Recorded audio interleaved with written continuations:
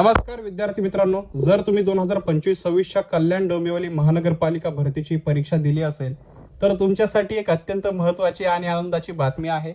ज्या क्षणाची तुम्ही वाट पाहत होता तो क्षण आलेला आहे। केडीएमसीने निवड झालेल्या उमेदवारांच्या दस्तावेज पडताळणीचे म्हणजेच डॉक्युमेंट व्हेरिफिकेशनचे वेळापत्रक जाहीर केलेले आहे। आजच्या व्हिडिओमध्ये आपण पाहणार आहोत की तुम्हाला नेमके कुठे जायचे आहे, कोणती कागदपत्रे सोबत ठेवायची आहेत आणि कोणती छोटीशी चूक तुम्हाला महागात पडू शकते।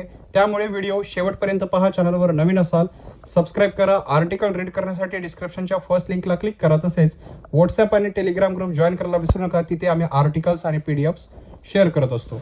मित्रांनो, जानेवारी 2026 मध्ये झालेल्या ऑनलाईन परीक्षेच्या आधारावर गुणवत्ता यादी kdmc.gov.in या वेबसाईटवर आधीच प्रसिद्ध करण्यात आलेली आहे। आता या यादीतील उमेदवारांना प्रत्यक्ष कागदपत्रे तपासणीसाठी बोलवण्यात आलेले आहे। सर्वात महत्त्वाचे म्हणजे हे व्हेरिफिकेशन 6 एप्रिल 2026 ते 11 एप्रिल 2026 दरम्यान चालणार आहे। ठिकाण नोंद करून घ्या। ठिकाण जे आहे ते आहे आचार्य प्रल्हाद केशव अत्रे कॉन्फरन्स हॉल, पहिला मजला, सुभाष मैदान, कल्याण डोंबिवली महानगरपालिकेजवळ, शंकरराव चौक, कल्याण पश्चिम। आता पदानुसार तारखा वेगवेगळ्या आहेत। उदाहरणार्थ staff nurse, pharmacist, lab technician अशा वैद्यकीय पदांसाठी 6 आणि 7 एप्रिलला बोलावले आहे। कनिष्ठ अभियंता, लिपिक टंकलेखक म्हणजेच क्लर्क या पदांसाठी 8, 9, 10 आणि 11 एप्रिल पर्यंतचे वेळापत्रक जे आहे ते दिलेले आहे। ज्यांची सकाळची वेळ आहे त्यांनी सकाळी 9:45 वाजेपर्यंत हजर राहणे अनिवार्य आहे आणि ज्यांची दुपारची वेळ आहे त्यांनी दुपारी 1:45 वाजेपर्यंत पोहोचायचे आहे। उशिरा येणाऱ्या उमेदवारांचा विचार केला जाणार नाही, हे सूचनेत स्पष्ट आहे। म्हणजे वेळेची अट जी आहे ती अत्यंत कडक आहे। लक्षात ठेवा, तुम्हाला सर्व मूळ कागदपत्रे सोबत न्यायची आहेत। ओरिजिनल डॉक्युमेंट्सांच्या 2 जे आहेत साक्षांकित सेल्फ असिस्टेड झेरॉक्स प्रतींचे सेट सोबत न्यायचे आहेत।